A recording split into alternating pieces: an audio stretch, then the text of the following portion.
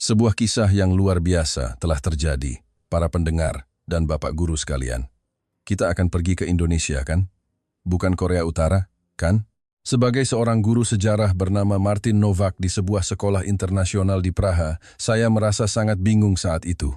Pesawat yang membawa 25 siswa, yang seharusnya menuju Bangkok untuk bersenang-senang dan berbelanja, harus melakukan pendaratan darurat di Bandara Internasional Soekarno-Hatta karena badai siklon yang tak terduga. Rina, seorang siswi berusia 16 tahun, bertanya dengan suara gemetar karena cemas, "Pak Guru, negara seperti apa Indonesia itu? Apakah berbahaya? Tapi, percayakah Anda, anak-anak dari sekolah elit yang sama sekali tidak tahu apa-apa tentang Indonesia ini, hanya dalam 48 jam kemudian menelepon orang tua mereka dan berkata, 'Ibu, aku ingin melanjutkan kuliah di negara ini.' Ayah, kenapa Republik Ceko tidak seperti ini?" Kekhawatiran yang mereka rasakan 5 menit sebelumnya langsung berubah menjadi kekaguman dan apresiasi. Perubahan itu sungguh menakjubkan. Seorang siswi yang bisa pulang sendirian pada pukul 2 pagi, sistem kemudahan yang memungkinkan transaksi perbankan di minimarket, dan di atas segalanya, orang-orang yang menyambut kami, orang asing, dengan hangat, seolah-olah kami adalah keluarga mereka sendiri. Selama 15 tahun saya menjadi guru dan berkeliling dunia. Ini adalah pertama kalinya murid-murid saya mengatakan tidak ingin pulang. Bahkan setelah kembali ke Praha, para orang tua terus-menerus mendatangi saya. "Pak Guru, apakah Indonesia benar-benar seaman itu? Apakah baik jika anak saya melanjutkan studi di sana? Apa yang terjadi selama 48 jam itu?" Sekarang, saya akan menceritakan kisah luar biasa itu kepada Anda semua. Halo, nama saya Martin Nowak, seorang guru sejarah di sebuah sekolah internasional di Praha selama 15 tahun. September tahun lalu, perjalanan studi wisata ke Jakarta yang saya pimpin dimulai dengan lancar. 25 siswa yang berangkat dari Bandara Praha, semuanya adalah anak-anak dari salah satu sekolah paling bergengsi di Republik Ceko. Ini adalah perjalanan istimewa yang telah dipersiapkan oleh orang tua mereka selama setahun. Rencana kami adalah mengunjungi distrik perbelanjaan terkenal di Jakarta dan merasakan budaya Indonesia. Namun ketika pesawat melintasi Siberia dan mendekati wilayah udara Asia Tenggara, sebuah pengumuman terdengar. Saat ini, ada badai siklon kuat yang sedang melanda, menyebabkan banyak bandara ditutup. Kami akan mengalihkan rute ke Bandara Internasional Soekarno-Hatta, bandara alternatif yang paling aman. Para siswa mulai gelisah. Banyak dari mereka hanya tahu lokasi Indonesia secara samar. Beberapa bahkan pucat karena khawatir. Terus terang, saya sendiri juga merasa cemas. Yang saya tahu tentang Indonesia hanyalah nasi goreng dan komodo. Waktu berlalu hingga tengah malam, pesawat kami akhirnya mendarat dengan selamat di Bandara Soekarno-Hatta. Begitu saya melihat keluar jendela, saya terperangah. Pemandangan yang saya lihat begitu terang dan jauh lebih modern daripada bandara manapun di Eropa. Terminal yang dilapisi kaca besar berkilauan seperti kota di masa depan, sungguh sangat berbeda dari bandara tua di Praha. Begitu melangkahkan kaki ke dalam terminal, saya mendapatkan kejutan pertama. Meskipun sudah tengah malam, semua fasilitas beroperasi dengan sempurna. Meja informasi dijaga oleh petugas. Staf kebersihan sedang menggosok lantai yang baru saja dilewati orang dengan teliti. Di bandara-bandara Eropa, sebagian besar layanan berhenti pada malam hari, tetapi di sini benar-benar berbeda. Sambil menunggu pemeriksaan imigrasi, saya mendapatkan kejutan kedua. Meskipun ada rombongan orang asing yang datang tiba-tiba, para petugas bandara tidak menunjukkan kepanikan sedikit pun. Sebaliknya, mereka dengan sigap menyediakan staf yang fasih berbahasa Inggris untuk membantu kami. Selama 15 tahun membawa siswa berkeliling dunia, saya belum pernah melihat penanganan yang begitu cepat dan tenang. Staf tersebut menjelaskan situasi dengan perlahan dan sopan, mempertimbangkan usia para siswa. Dia juga membantu mengatur transportasi ke hotel dan rencana untuk hari berikutnya secara rinci, bahkan mengatakan akan membantu berkoordinasi dengan hotel kami di Jakarta. Ini adalah tingkat layanan yang tak terbayangkan di Bandara Praha. Yang lebih menakjubkan adalah sistem imigrasi otomatis. Layar sentuh yang mudah digunakan, bahkan oleh siswa yang baru pertama kali mencobanya. Layar tersebut memiliki banyak pilihan bahasa, termasuk bahasa Inggris, dan jika ada siswa yang kesulitan, petugas akan segera datang membantu dengan senyuman. Pengambilan bagasi juga sangat mengesankan. Layar besar menampilkan status bagasi setiap penerbangan secara real time, sehingga tidak perlu khawatir kehilangan koper, yang merupakan hal biasa di bandara-bandara Eropa. Setelah menyelesaikan proses imigrasi dan menunggu bus hotel, raut wajah para siswa berubah drastis. Kekhawatiran mereka hilang, digantikan oleh rasa ingin tahu dan kegembiraan yang terpancar di mata mereka. Seorang siswa laki-laki menghampiri saya dan berkata dengan takjub, "Pak Guru, saya tidak pernah menyangka Indonesia adalah negara semaju ini." Waktu sudah menunjukkan pukul 1 pagi. Kami menaiki bus limosin bandara. Interiornya bersih, kursinya empuk dan nyaman. Sopir, yang menyadari kami orang asing, memberikan informasi dalam bahasa Inggris dengan ramah. Perjalanan ke hotel akan memakan waktu sekitar 1 jam. Demi keselamatan, mohon kenakan sabuk pengaman Anda, katanya dengan suara lembut. Saat bus melaju dengan tenang, pemandangan malam yang indah terbentang di luar jendela. Meskipun sudah larut malam, jalanan terang benderang, mobil-mobil bergerak dengan teratur. Ketika bus melintasi jalan layang Semanggi, para siswa menatap dengan takjub. Pemandangan jembatan yang bermandikan cahaya itu tak kalah indahnya dengan jembatan Charles di Praha. Yang paling membuat para siswa terkejut adalah minimarket yang berjejer di sepanjang jalan. Meskipun sudah lewat pukul 1 pagi, bagian dalam toko masih terang dan orang-orang terus keluar masuk. Di Ceko, saat ini sebagian besar toko sudah tutup, gumam seseorang. Kemudian, siswa lain menoleh kepada saya dan bertanya, "Pak Guru, apakah orang Indonesia tidak tidur?" Yang lebih mengesankan adalah pemandangan seorang mahasiswi yang berjalan pulang sendirian di tengah malam. Meskipun sudah lewat pukul 1 pagi, ia berjalan dengan santai tanpa menunjukkan rasa takut atau khawatir. Kepercayaan orang Ceko bahwa berjalan sendirian di jalan itu berbahaya tampaknya tidak berlaku di kota ini. Fakta ini membuat para siswa tertegun. Tak lama, bus mendekati pusat kota. Cahaya dari gedung-gedung pencakar langit memenuhi jendela. Pemandangan malam Jakarta begitu megah, hingga membuat kami hampir lupa bernapas. Para siswa berseru, "Wow, luar biasa!" dan mengeluarkan ponsel mereka untuk mengambil foto. Pemandangan itu lebih megah dan modern daripada kota manapun di Eropa, seolah-olah kami telah melihat dunia masa depan lebih dulu. Kami tiba di hotel pada pukul 2.30 pagi, tetapi suasana di sekitar masih ramai. Cahaya dari restoran dan kafe 24 jam menerangi jalanan, dan minimarket masih dipenuhi pelanggan. Rasanya seolah-olah kota ini tidak pernah tidur. Malam di Jakarta begitu hidup, sangat kontras dengan Ceko, di mana seluruh kota menjadi sunyi senyap seperti memasuki alam mimpi.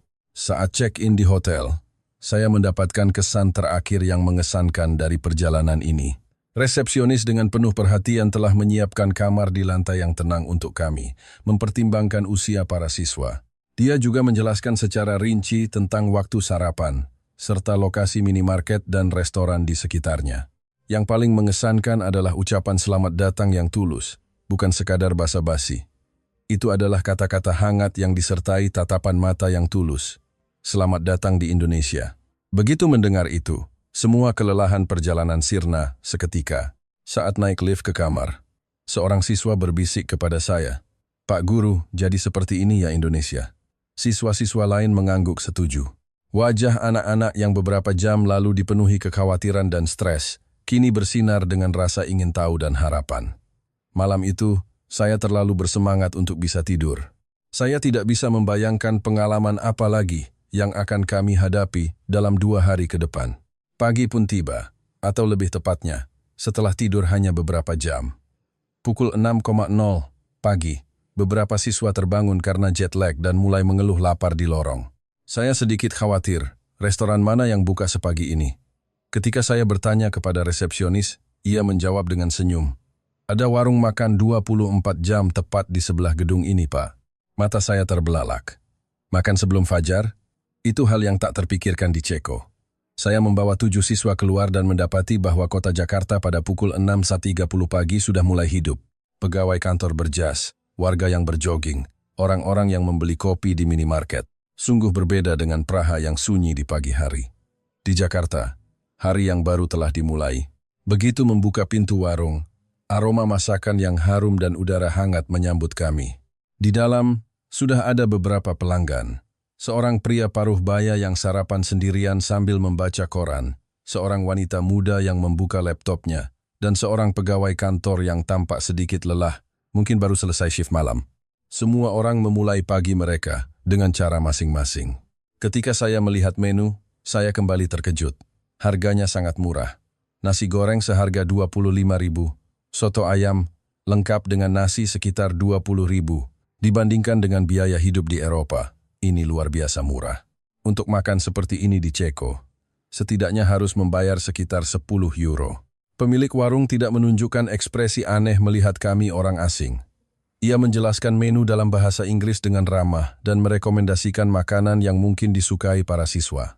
Ketika saya mengatakan beberapa anak tidak suka pedas, ia tersenyum dan menyarankan, "Kalau begitu, coba nasi gorengnya. Rasanya tidak pedas." Hanya 5 menit setelah memesan, berbagai hidangan disajikan di meja. Sate ayam dengan lontong, nasi goreng spesial, soto ayam. Para siswa memandang sarapan ala Indonesia untuk pertama kalinya dengan ekspresi campuran antara minat dan keraguan. Namun, begitu mereka mencicipi suapan pertama, ekspresi mereka langsung berubah. Suara enak terdengar dari segala penjuru, terutama sate ayam yang sangat mengesankan. Rasanya mirip dengan makanan yang pernah mereka makan di Ceko, tetapi juga sangat berbeda. Daging ayamnya empuk dan bumbunya meresap sempurna. Seorang siswa laki-laki melahap 5 tusuk dalam sekejap. Dia tersenyum bahagia dan berkata, "Di Ceko, mustahil bisa makan makanan seenak dan semurah ini." Kata-kata itu masih saya ingat sampai hari ini.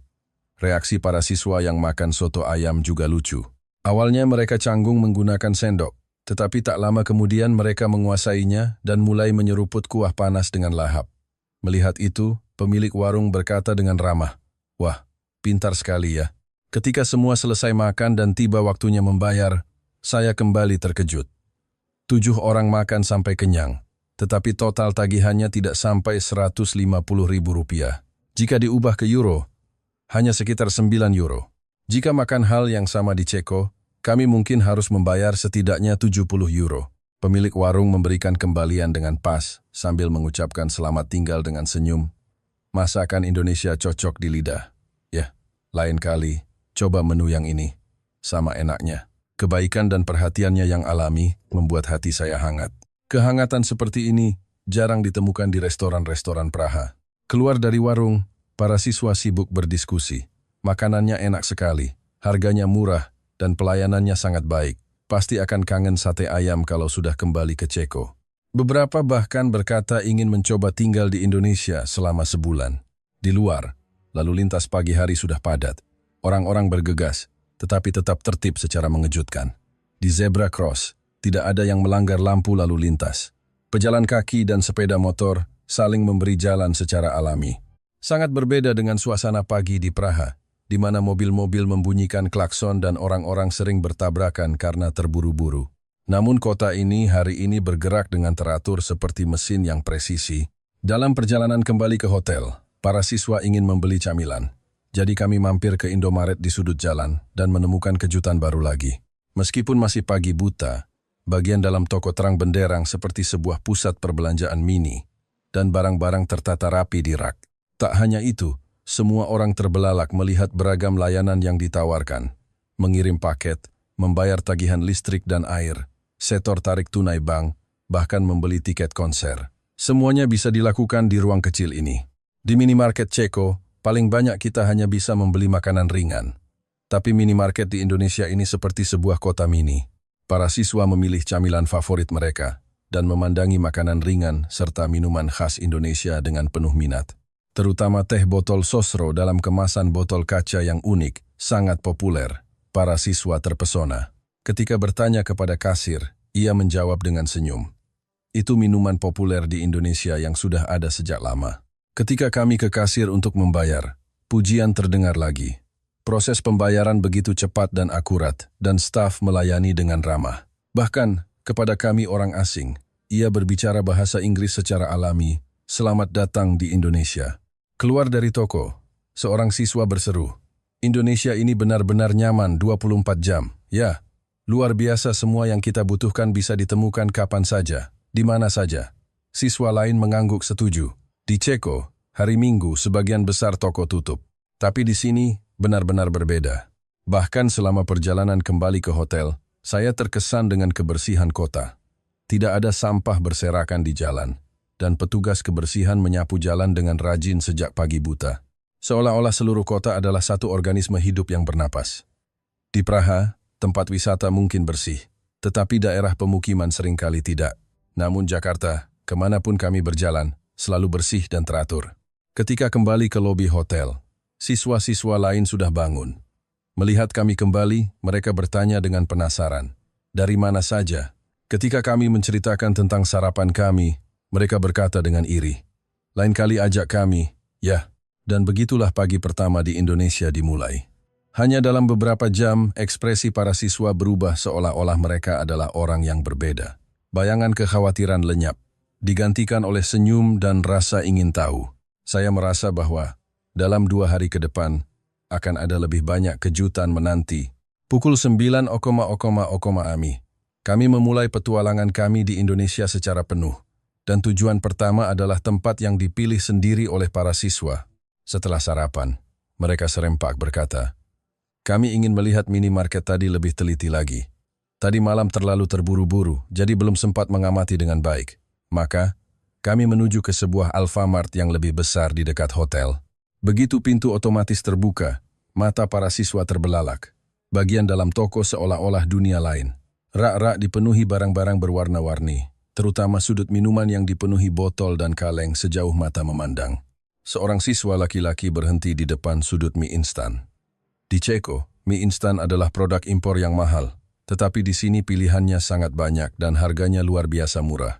Indomie goreng, mie sedap soto. Banyak sekali merek yang belum pernah kulihat. Serunya dengan gembira. Ketika bertanya kepada staf, ia tersenyum dan merekomendasikan, rasa Indomie goreng adalah yang paling populer. Yang lebih menakjubkan adalah sudut makanan siap saji.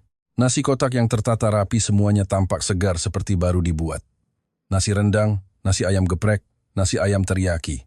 Harganya hanya sekitar Rp15.000, Rp25.000. Jika diubah ke euro, hanya sekitar 1 hingga 1,5 euro. Untuk makan seperti ini di Praha, setidaknya butuh 10 euro, kata para siswa dengan takjub. Seorang siswi mengambil sebungkus nasi kotak dan berseru dengan gembira. Hanya perlu dipanaskan di microwave dan bisa langsung dimakan. Fakta bahwa minimarket menyediakan microwave gratis adalah hal yang mengejutkan bagi mereka, karena itu tidak akan ditemukan di Eropa. Lebih jauh ke dalam toko, ada sudut layanan. Di sini tidak hanya ada mesin ATM, tetapi juga layanan pengiriman paket, pembayaran tagihan, dan bahkan mesin untuk mengisi ulang kartu KRL komuter lain. Seorang siswa yang tertarik bertanya kepada staf, apakah semua ini benar-benar bisa dilakukan di sini? Staf itu mengangguk sambil tersenyum dan menjelaskan satu persatu. Meskipun bank tutup, Anda masih bisa melakukan banyak transaksi keuangan di sini. Anda bisa mengambil paket yang dipesan online, dan juga membeli tiket konser atau acara lainnya.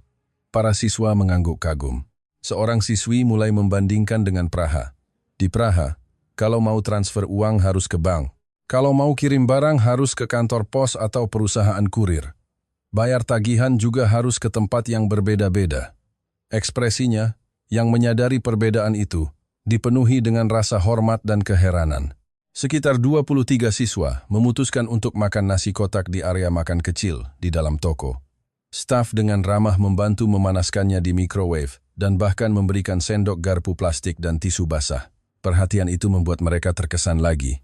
Begitu mereka mencicipi suapan pertama, seruan, enak, terdengar. Nasi yang pulen, lauk yang hangat, dan rasa yang kaya. Beberapa bahkan mengatakan, rasanya lebih enak daripada di restoran. Mengingat harganya, kualitas seperti ini sungguh luar biasa. Sambil makan, saya mengamati suasana sekitar. Pegawai kantor yang hendak bekerja mampir membeli kopi, pelajar membeli roti, dan orang tua membeli koran. Inilah kehidupan sehari-hari orang Indonesia, di mana minimarket telah menjadi pusat kehidupan. Setelah itu, saya berbicara dengan salah seorang staf perempuan muda. Saya sering kerja shift malam, katanya. Tidak takut kerja malam hari? Tanya seorang siswa. Dia tersenyum dan menggelengkan kepala. Sangat aman, tidak perlu khawatir. Saya sudah bekerja bertahun-tahun dan tidak pernah mengalami hal berbahaya. Semua pelanggan sopan. Kata-katanya membuat para siswa saling berpandangan dan mengangguk dalam diam. Di luar, Logo Indomaret dan Alfamart terlihat di mana-mana, seolah-olah ada setiap 100 meter. Di Praha, minimarket sangat jarang, dan pilihan barangnya tidak banyak, keluh seorang siswa. Saya penasaran ada berapa banyak minimarket di Indonesia, gumam siswa lainnya. Setelah mencari informasi, kami menemukan ada lebih dari 22.000 gerai Alfamart dan 21.000 gerai Indomaret di seluruh negeri. Dibandingkan dengan jumlah penduduk, rasionya sangat tinggi. Angka itu membuat para siswa terbelalak. Populasi Republik Ceko sekitar 10 juta orang, tetapi hanya ada beberapa ratus minimarket. Perbedaannya sangat besar. Kami memutuskan untuk kembali ke toko untuk membeli minuman. Dan kali ini saya menemukan sesuatu yang lebih menakjubkan. Kecepatan sistem pembayaran. Hanya dengan sekali memindai barcode, semua informasi muncul seketika, dan pembayaran dengan kartu hanya memakan waktu beberapa detik. Di Ceko, sebagian besar toko hanya memiliki satu mesin kasir dan antreannya selalu panjang. Tapi di sini, tidak ada stres seperti itu. Di luar, percakapan terjadi secara alami. Kenapa minimarket di Indonesia bisa begitu maju ya? Seorang siswi bertanya-tanya. Menurutku mungkin, karena gaya hidup masyarakatnya yang beragam. Jawabnya sendiri. Kota yang bergerak 24 jam membutuhkan sistem seperti ini. Siswa lain mengangguk setuju. Dan aku merasa orang Indonesia sangat mementingkan efisiensi. Seluruh masyarakat dirancang agar semua urusan bisa diselesaikan di satu tempat. Saya mengangguk dalam hati. Ya, kenyamanan ini bukan sekadar kemudahan, tetapi sebuah kearifan yang meningkatkan kualitas hidup. Dalam perjalanan kembali ke hotel, para siswa memamerkan camilan, minuman, dan nasi kotak yang mereka beli. Aku ingin membawanya pulang untuk diperlihatkan kepada keluarga di rumah, kata seseorang sambil tertawa. Mereka ingin menceritakan kepada keluarga betapa majunya budaya minimarket di Indonesia. Selama 15 tahun memimpin studi wisata, ini adalah pertama kalinya siswa begitu terobsesi dengan minimarket. Itu mungkin karena minimarket bukan sekadar toko, tetapi simbol yang mencerminkan efisiensi masyarakat Indonesia. Di lobi hotel, ketika kami menceritakan tentang minimarket kepada siswa lain, mereka serempak berkata, "Kami juga ingin pergi." Kami pun memutuskan untuk mencoba cabang lain pada sore hari. Semua orang penasaran apakah Indomaret, Alfamart, atau Circle K memiliki keunikan yang berbeda. Pada pagi hari kedua di Indonesia, kami telah melihat gambaran masyarakat negara ini melalui ruang kecil yang disebut minimarket. Efisiensi, keamanan, dan kenyamanan, semuanya berpadu harmonis dalam sistem perkotaan yang maju. Harus menceritakan ini kepada semua orang saat kembali ke Ceko, kata para siswa serempak. Pukul 10.00 pagi, kami meninggalkan hotel dan menuju ke kawasan Gelora Bung Karno, GBK. Staf hotel merekomendasikan tempat itu sebagai lokasi terbaik untuk merasakan gaya hidup warga Jakarta. Perjalanan dengan MRT Jakarta adalah pengalaman baru bagi para siswa. Saat berjalan dari stasiun menuju peron, mereka kembali berseru kaget. Stasiunnya luar biasa bersih. Lantai marmernya mengkilap, papan iklan tertata rapi. Suasananya terang, cerah, dan modern. Sangat berbeda dengan stasiun kereta bawah tanah yang tua dan gelap di Praha. Saat menuruni eskalator ke peron, pujian terdengar lagi. Meskipun strukturnya dalam di bawah tanah, rasanya lega dan tidak sesak. Sistem ventilasinya bekerja dengan baik, membuat kami merasa nyaman seperti di permukaan tanah. Mungkin karena sudah lewat jam sibuk, jumlah orang tidak terlalu banyak. Tetapi pemandangan orang-orang di sana sangat mengesankan. Semua orang mengantre dengan tertib dan menunggu kereta dengan tenang. Di lantai, ada tanda penunjuk posisi untuk naik, dan orang-orang berdiri dalam dua baris mengikutinya. Seorang siswa yang melihat papan informasi elektronik di peron kembali terkejut. Papan itu menunjukkan waktu kedatangan kereta berikutnya dengan akurasi hingga hitungan detik. Seorang siswa laki-laki membandingkannya dengan jam tangannya dan berkata, "Tepat waktu sekali." Ketika kereta memasuki peron, pergerakan orang berubah dengan senyap. Saat pintu terbuka, semua orang mundur selangkah untuk memberi jalan bagi penumpang di dalam untuk turun terlebih dahulu. Tidak ada yang mendorong atau terburu-buru. Setelah semua orang turun, barisan bergerak maju secara alami. Pemandangan yang jarang terlihat di kereta bawah tanah Praha. Masuk ke dalam gerbong, ada kejutan lain. Keretanya sangat bersih dan sunyi. Tidak ada coretan sedikit pun di kursi. Lantainya mengkilap, bahkan pegangan tangan memantulkan cahaya, menunjukkan kebersihannya. AC bekerja dengan baik, udaranya sejuk, tingkat kebisingannya rendah, sehingga percakapan bisa berlangsung dengan tenang. Ketika kereta tiba di tujuan, kami naik ke atas. Begitu keluar dari eskalator, sebuah taman hijau subur dan gedung-gedung pencakar langit di kejauhan muncul di depan mata. Para siswa serempak berseru. Ukurannya jauh lebih besar daripada taman di tepi sungai Vltava di Praha. Saat melangkah masuk ke area taman, kami disuguhi pemandangan yang lebih mengesankan. Banyak warga sedang berolahraga pagi. Ada yang berlari, bersepeda, dan bermain sepatu roda. Sulit dipercaya di hari kerja pagi, ada begitu banyak orang beraktivitas. Yang paling membuat siswa terkesan adalah alat-alat kebugaran yang bisa digunakan secara gratis. Di dekat area jogging track, banyak lansia sedang berolahraga dengan semangat. Melihat papan bertuliskan, gratis untuk umum. Para siswa berseru, di Ceko, kalau mau olahraga harus ke gym dan bayar.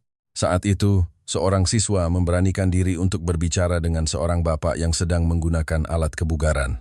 Meskipun komunikasi dalam bahasa Inggris terbatas, mereka bisa saling mengerti dengan bahasa isyarat.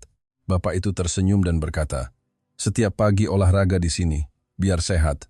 Senyum ramahnya membuat siswa itu balas tersenyum secara alami. Saat berjalan di sepanjang jalur sepeda, kami menemukan budaya baru lagi, stasiun penyewaan sepeda umum. Sepeda-sepeda berwarna oranye berjejer rapi dan bisa disewa dengan mudah melalui ponsel pintar. Di Ceko juga ada sistem serupa, tapi tidak serapi ini, kata seorang siswa. Kami beristirahat di bangku taman. Melihat sekeliling, kami melihat banyak keluarga. Seorang ayah bersepeda dengan anaknya, seorang ibu mendorong kereta bayi. Suasananya tenang dan hangat, terutama pemandangan orang yang membawa anjing berjalan-jalan sangat mengesankan. Semua orang memegang anjingnya dengan tali dan membawa kantong kecil di tangan. Melihat seorang pria dengan rapi membersihkan kotoran anjingnya, para siswa memuji, sopan sekali. Kami mampir di sebuah kafe di dekat taman. Staf, melihat kami orang asing, segera membawakan menu berbahasa Inggris. Para siswa memilih minuman favorit mereka. Beberapa mencoba es teh manis tradisional. Kami duduk di teras, merasakan angin sepoi-sepoi, dan menyesap minuman dengan santai. Angin bertiup lembut di pipi. Para siswa memandangi pemandangan dalam diam dan saling tersenyum. Luar biasa ada tempat seperti ini di tengah kota besar. Gumam seorang siswa. Di Praha juga ada sungai, tapi area publiknya tidak terawat sebaik ini. Indonesia benar-benar mementingkan kualitas hidup warganya. Siswa lain mengangguk setuju. Di luar kafe, orang-orang menghabiskan waktu dengan cara mereka sendiri. Membaca buku, melukis, mendengarkan musik. Semua orang menikmati momen tenang mereka. Memiliki ruang rekreasi seperti ini di kota yang sibuk mencerminkan kemakmuran Indonesia. Saat itu, seorang nenek lewat dan tersenyum ramah kepada kami, para siswa asing. Ketika seorang siswa menyapa, "Selamat pagi, Nek," nenek itu balas melambaikan tangan. Momen hangat itu adalah pesona sejati Indonesia. Berjalan lebih jauh, kami menemukan lapangan aktivitas luar ruangan, lapangan basket, dan lapangan sepak bola. Semuanya bisa digunakan secara gratis. Di Ceko, untuk menggunakan lapangan olahraga harus memesan dan membayar, puji para siswa tanpa henti. Dan yang paling menakjubkan adalah toilet umum di taman, yang sangat bersih dan gratis. Lebih bersih dari toilet hotel, tawa seorang siswa. Ada flush otomatis, tempat sampah terpilah, bangku yang tertata rapi, dan bahkan jalur landai untuk kursi roda serta guiding block untuk tunanetra. Desain yang mempertimbangkan semua orang membuat saya sangat terkesan. Selain itu, fakta bahwa jalur sepeda dan jalur pejalan kaki terpisah dengan jelas juga membuat para siswa terkejut. Pemandangan kota yang teratur, di mana keamanan dan kenyamanan hidup berdampingan, di sini tersirat konsep kota yang berpusat pada manusia. Itu adalah ekspresi perhatian terhadap keselamatan. Semua orang mematuhi aturan dan saling menghormati, berbagi ruang tanpa insiden.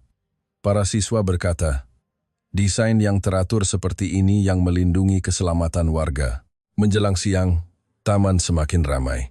Pegawai kantor yang menghabiskan istirahat makan siang, orang-orang yang menggelar tikar dan makan siang di rumput, orang-orang yang melakukan peregangan ringan.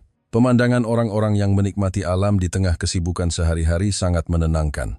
Beberapa pegawai kantor menggelar tikar dan makan siang bersama teman-teman mereka. Melihat itu, seorang siswa bertanya dengan penasaran, "Pegawai kantor bisa makan siang di sini saat istirahat?" Pemandu kami tertawa dan menjawab, Di sekitar sini banyak kantor. Istirahat makan siang sekitar 1 jam, jadi banyak yang keluar untuk bersantai di taman seperti ini. Bikin iri, kata para siswa serempak. Di Ceko, istirahat makan siang hanya sekitar 30 menit, dan sebagian besar karyawan makan di kantin perusahaan. Menghabiskan waktu santai di bawah sinar matahari seperti ini adalah budaya yang patut dicemburui. Yang lebih menakjubkan adalah makan siang yang dipesan melalui aplikasi ponsel pintar bisa diantarkan langsung ke taman. Hanya dengan satu aplikasi, nasi kotak dan kopi akan tiba dalam beberapa menit. Di Indonesia, tidak ada yang tidak mungkin ya, canda seorang siswa, membuat semua orang tertawa. Sebelum meninggalkan GBK, kami mengambil banyak foto dengan latar belakang danau buatan, jembatan, dan orang-orang yang berolahraga. Semua orang ingin menyimpan momen ini sebagai kenangan abadi. Nanti di rumah akan kulihat foto ini dan teringat Indonesia, kata seorang siswa sambil tertawa. Wajahnya tidak lagi menunjukkan sisa-sisa kekhawatiran pagi itu. Seorang siswa berkata, orang Indonesia benar-benar peduli pada kesehatan ya. Luar biasa membuat fasilitas olahraga sebagus ini dan membiarkan semua orang menggunakannya secara gratis. Ceko harus mencontoh. Bahkan di dalam MRT saat perjalanan pulang, para siswa masih terus membicarakan GBK, ingin ke sana lagi. Kalau nanti kuliah di sini, akan olahraga setiap hari.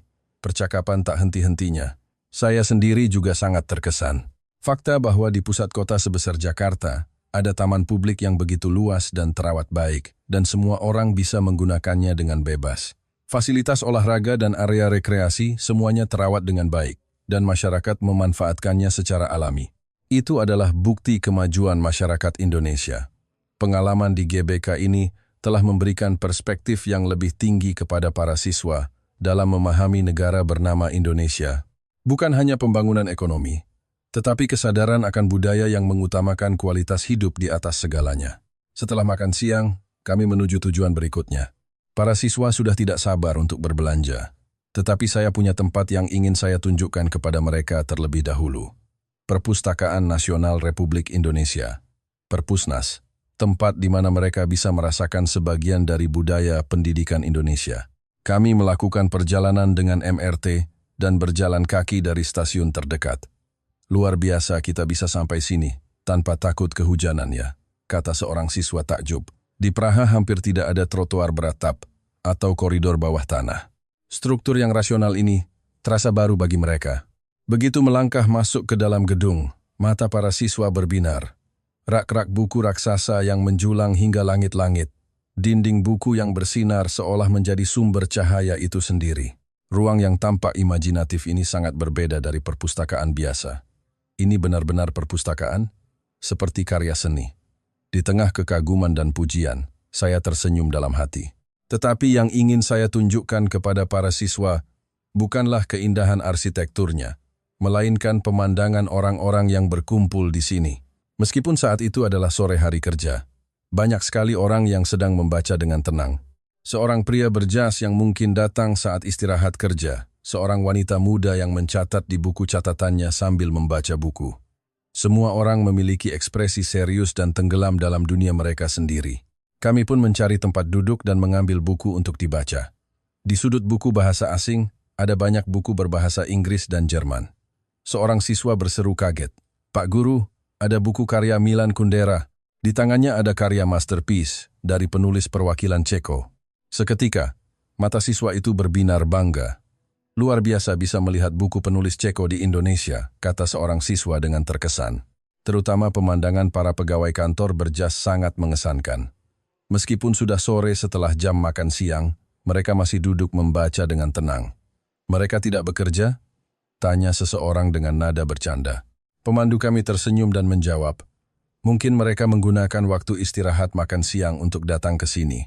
Banyak orang yang suka membaca meskipun waktunya terbatas. Mendengar itu, seorang siswa laki-laki berseru, budaya yang luar biasa, datang ke perpustakaan untuk membaca saat istirahat makan siang. Di Ceko, semua orang akan pergi minum kopi atau merokok.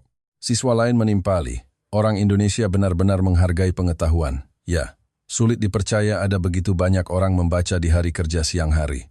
Pernah dengar tingkat pendidikannya tinggi, tapi sekarang saya mengerti. Setelah itu, Kami menghabiskan waktu sekitar 1 jam. Di dalam gedung, para siswa memilih buku sesuai minat mereka.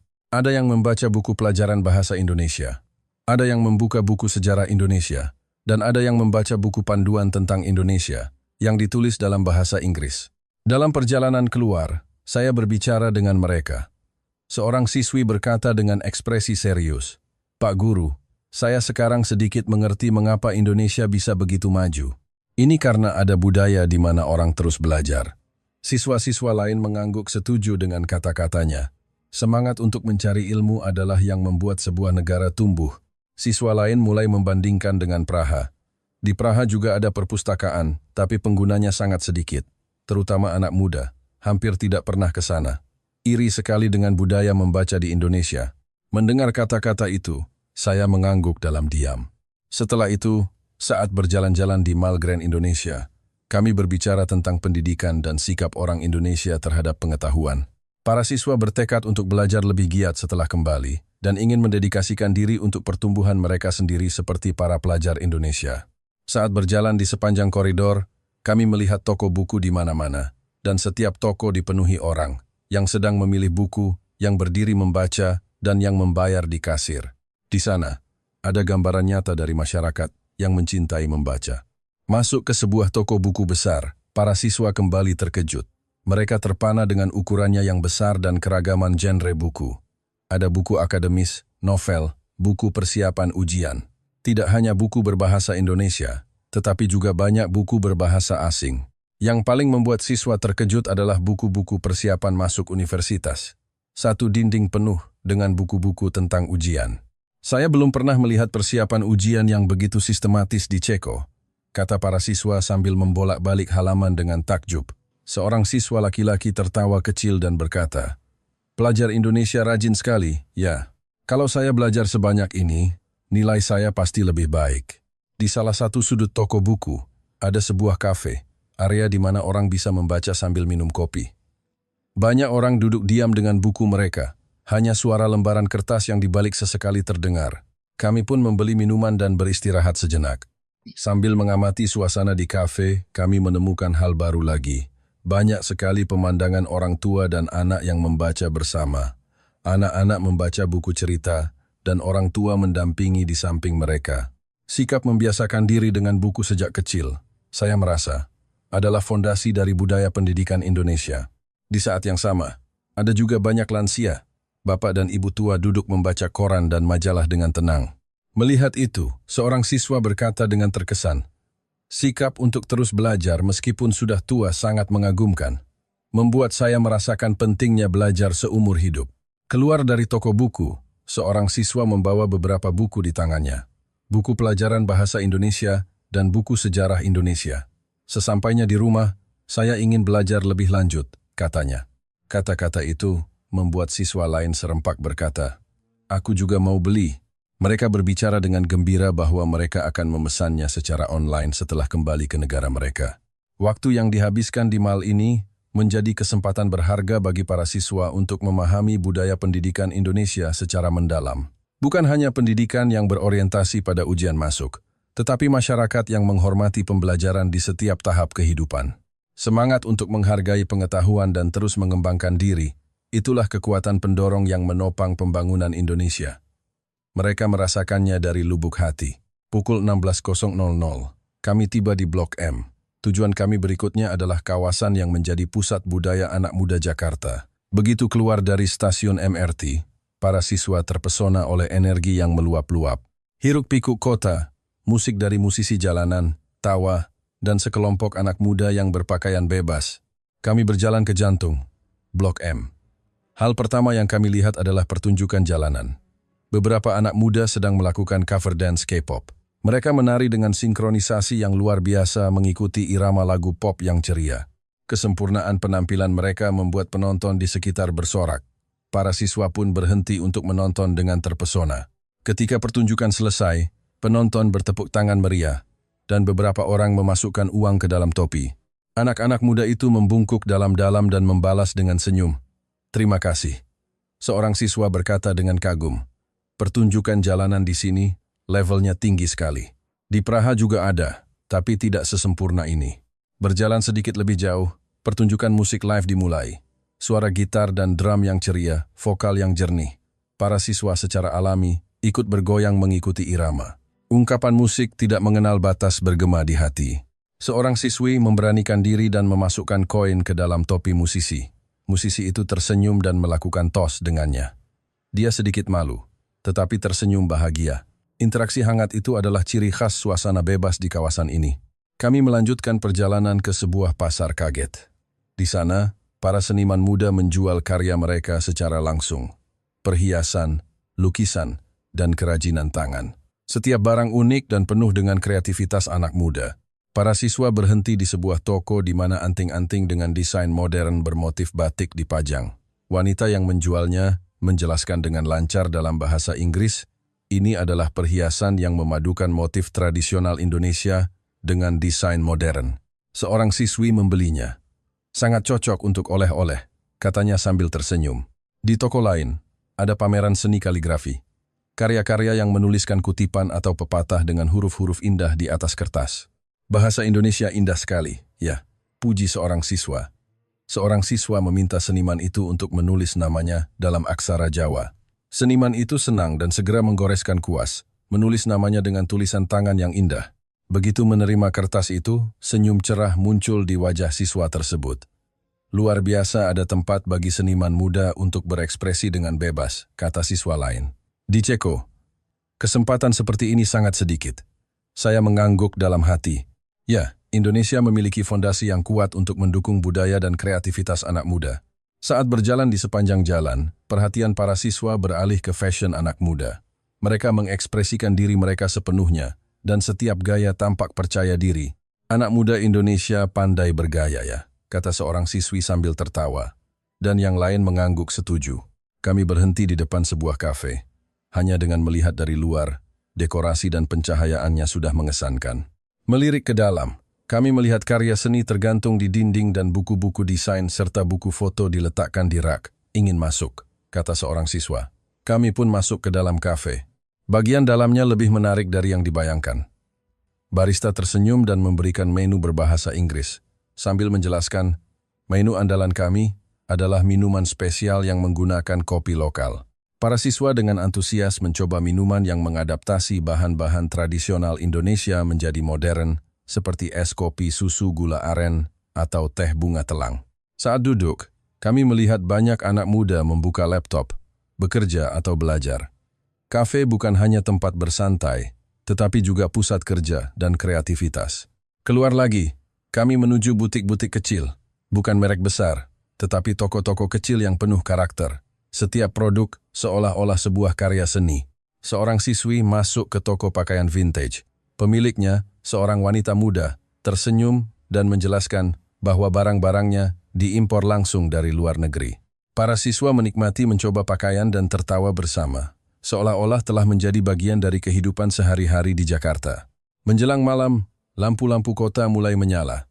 Musik semakin keras dan suara orang semakin ramai.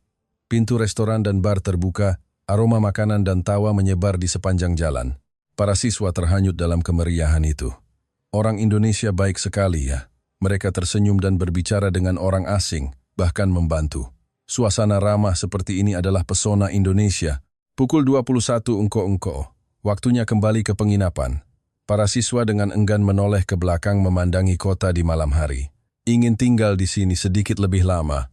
Kata-kata itu membuat saya merasakan hal yang sama dan mengangguk dalam diam. Energi Blok M luar biasa, kata seorang siswa di dalam MRT dalam perjalanan pulang ke hotel. Para siswa mendiskusikan hari yang telah mereka lalui, ketenangan GBK, dunia pengetahuan di Perpusnas, dan kemeriahan Blok M. Hanya dalam beberapa jam, mereka telah merasakan berbagai wajah Indonesia. Seorang siswa berkata pelan, saya tidak pernah menyangka Indonesia adalah negara yang begitu multidimensi, tradisi dan modernitas, ketenangan dan kemeriahan, semuanya berpadu dengan harmonis. Siswa-siswa lain mengangguk setuju, dan serempak berkata, keseimbangan inilah yang membuat Indonesia istimewa. Bahkan di dalam MRT, percakapan terus berlanjut. Nanti di Ceko, aku akan menceritakan semua yang kulihat di Indonesia, terutama suasana bebas di Blok M. Kami tiba di hotel lewat pukul 22.00. Para siswa kelelahan, tetapi wajah mereka penuh dengan kebahagiaan. Hari ini adalah pengalaman yang sangat berharga. Kata-kata seperti itu keluar secara alami dari mulut mereka. Dan pagi berikutnya, hari terakhir di Indonesia, tiba. Para siswa bangun pagi-pagi dan sudah selesai berkemas. Jadwal kami adalah berangkat ke bandara pada sore hari. Setelah sarapan, kami memutuskan untuk berjalan-jalan dan berbelanja untuk terakhir kalinya di kawasan Tamrin, yang bisa dijangkau dengan berjalan kaki dari hotel. Menikmati udara pagi yang sejuk sambil merekam pemandangan Jakarta dalam ingatan. Sesampainya di kawasan Mall, kami mendapati tempat itu sudah ramai. Karena akhir pekan, ada campuran turis dan warga lokal. Suasananya sangat hidup. Di sepanjang jalan, berjejer toko kosmetik, toko pakaian, dan toko pernak-pernik. Di dalam toko, koleksi terbaru dipajang. Para siswi menuju ke toko kosmetik lokal terlebih dahulu, karena mereka pernah mendengar tentang kualitas dan reputasinya. Staf tersenyum dan menyapa selamat pagi dalam bahasa Inggris sambil memberikan sampel. Ia menjelaskan dengan sopan, "Untuk jenis kulit Anda, saya merekomendasikan produk ini." Para siswa mencoba dengan takjub dan terkejut. Saya belum pernah mendapatkan pelayanan sesopan ini. Seorang siswi membeli banyak kosmetik sebagai oleh-oleh untuk ibu, saudara perempuan, dan teman-temannya. Harganya terjangkau dan kualitasnya sangat bagus, katanya sambil tersenyum bahagia. Ia juga terkesan karena staf membungkusnya sebagai hadiah dengan sangat cantik. Sementara itu, para siswa laki-laki menuju ke toko elektronik di sebuah mall besar. Smartphone terbaru, aksesori, headphone, dan berbagai perangkat elektronik lainnya tertata rapi. Harganya jauh lebih murah daripada di Eropa, dan banyak siswa membelinya dengan gembira. Setelah itu, kami mampir ke area jajanan. Siswa yang mencoba kue cubit untuk pertama kalinya berseru, "Manis dan enak, masih panas." Siswa lain memegang kerak telur dan tertawa. Di Ceko tidak ada jajanan seperti ini. Mereka menikmati budaya jajanan kaki lima yang unik di Indonesia, dan wajah mereka dipenuhi senyum bahagia. Kemudian, kami masuk ke toko oleh-oleh. Di sini, ada pernak-pernik bermotif batik, kaos bergambar komodo, dan boneka wayang yang lucu. Para siswa memilih oleh-oleh untuk keluarga dan teman-teman. Pemilik toko melihat mereka adalah siswa asing, tersenyum dan berkata, "Terima kasih sudah berkunjung ke Indonesia ya. Saya beri diskon khusus." Keramahan yang hangat itu kembali membuat para siswa terkesan. Orang Indonesia baik sekali. Tiba waktu makan siang. Para siswa ingin mencoba masakan Indonesia yang lezat. Kami masuk ke sebuah restoran masakan Padang yang sudah ramai oleh pengunjung. Menu dilengkapi dengan gambar dan deskripsi bahasa Inggris, sehingga mudah untuk memesan. Ketika rendang, ayam pop, dan gulai tunjang yang berwarna-warni disajikan. Para siswa berseru, "Cantik sekali." Staf dengan ramah mengajarkan cara makannya, dan semua orang menikmati makan dengan tangan. Rasanya lebih enak dari yang dibayangkan, dan senyum merekah di wajah mereka. Setelah makan, kami mengunjungi Masjid Istiqlal, yang terletak tidak jauh dari pusat keramaian. Di hadapan arsitektur megah itu, para siswa menengadah dalam diam. "Sepertinya waktu berhenti berjalan," kata seseorang. Suasana yang tenang membuat semua orang terdiam sejenak. Kami duduk beristirahat di tangga dan membicarakan pengalaman selama 2 hari terakhir. Perjalanan ini adalah waktu yang sangat berharga. Perjalanan yang tidak disengaja ini menjadi kenangan terbaik dalam hidupku, kata seorang siswi dengan mata berbinar. "Dulu aku tidak tahu apa-apa tentang Indonesia, tapi sekarang negara ini jadi favoritku." Siswa-siswa lain mengangguk setuju dengan sepenuh hati. "Pasti akan kembali lagi. Lain kali ingin tinggal lebih lama." Kami kembali ke hotel dan mengambil barang-barang kami. Waktu keberangkatan bus ke bandara sudah dekat. Para siswa membawa tas belanjaan penuh di kedua tangan, tetapi wajah mereka dipenuhi kebahagiaan. Sambil memandangi pemandangan Jakarta yang berlalu di luar jendela, mata mereka dipenuhi rasa enggan dan terima kasih. Di dalam bus, para siswa memandang keluar jendela dalam diam. Pemandangan Jakarta perlahan menjauh di belakang. Seseorang bergumam pelan, "Selamat tinggal Jakarta. Aku pasti akan kembali." Suara itu lebih terdengar seperti janji daripada ucapan selamat tinggal. Akhirnya, kami tiba di Bandara Soekarno-Hatta, tempat kami mendarat darurat 2 hari yang lalu. Tapi sekarang, kami berdiri di sini dengan perasaan yang sama sekali berbeda. Bayangan kekhawatiran dan stres telah lenyap, digantikan oleh rasa enggan dan terima kasih yang meluap di hati. Saat check-in, seorang siswa tersenyum dan berkata kepada staf, "Waktu kami di Indonesia sangat luar biasa." Staf itu membalas dengan senyum, "Datang lagi ya nanti. Terima kasih sudah berkunjung."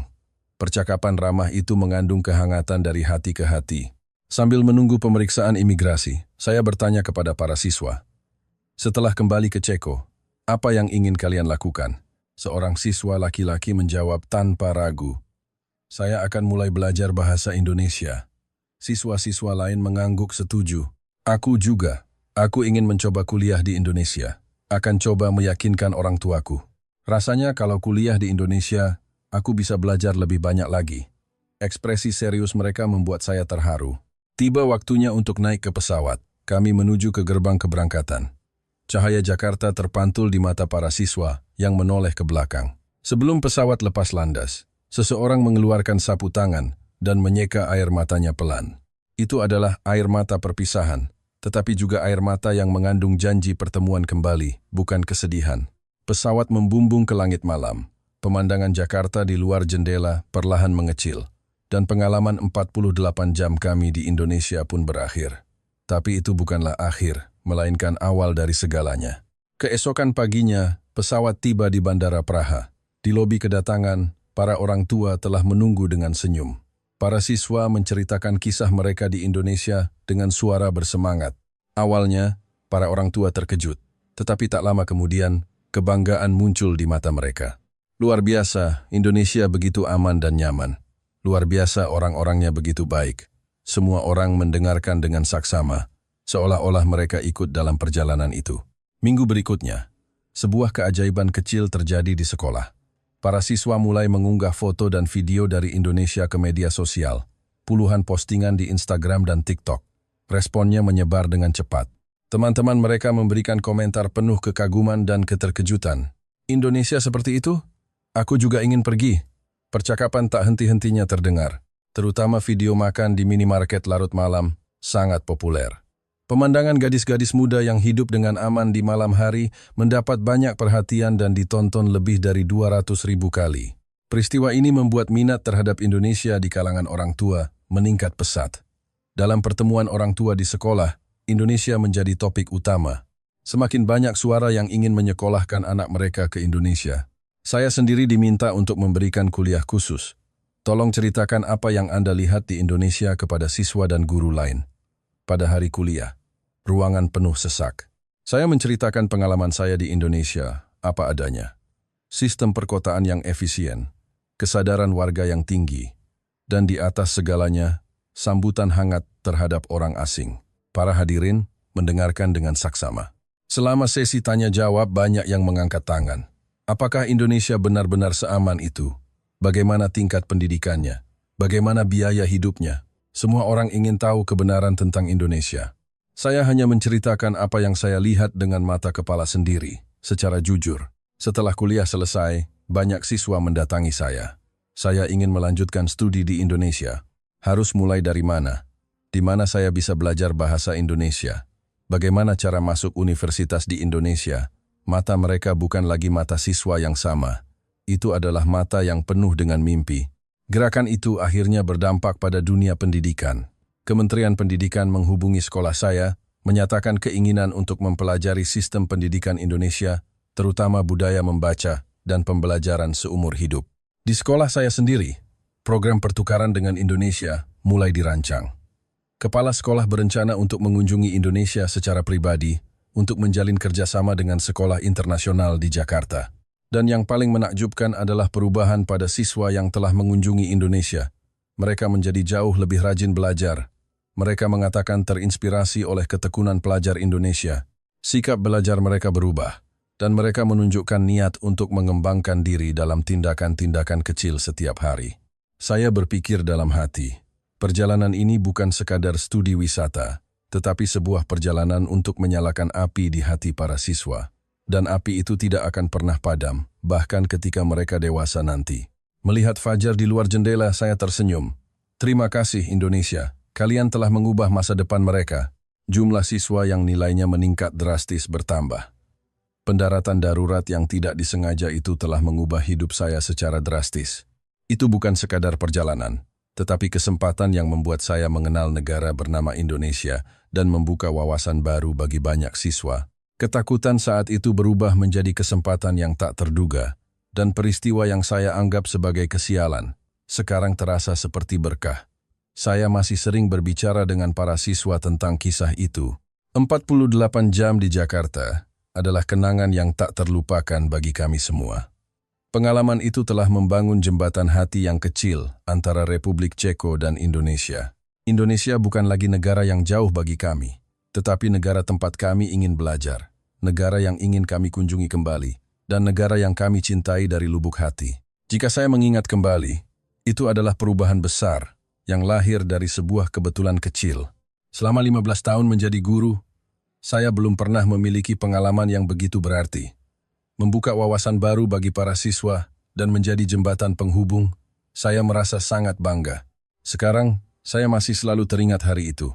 Ketika melihat pesawat di bandara, wajah para siswa yang penuh ketakutan, dan wajah mereka yang bersinar dengan kebahagiaan hanya 2 hari kemudian. Itulah hadiah terbesar yang diberikan Indonesia kepada kami. Saya berharap Republik Ceko dan Indonesia bisa semakin dekat di masa depan. Pendidikan, budaya, dan hati masyarakat, semuanya akan terhubung dan membangun saling pengertian, dan saya berharap lebih banyak lagi orang yang mengenal wajah asli Indonesia, kehangatan masyarakatnya, semangat belajarnya, dan hati yang penuh kebaikan. Semua inilah yang menciptakan keindahan negara ini. Terima kasih. Saya mencintai Indonesia dengan tulus.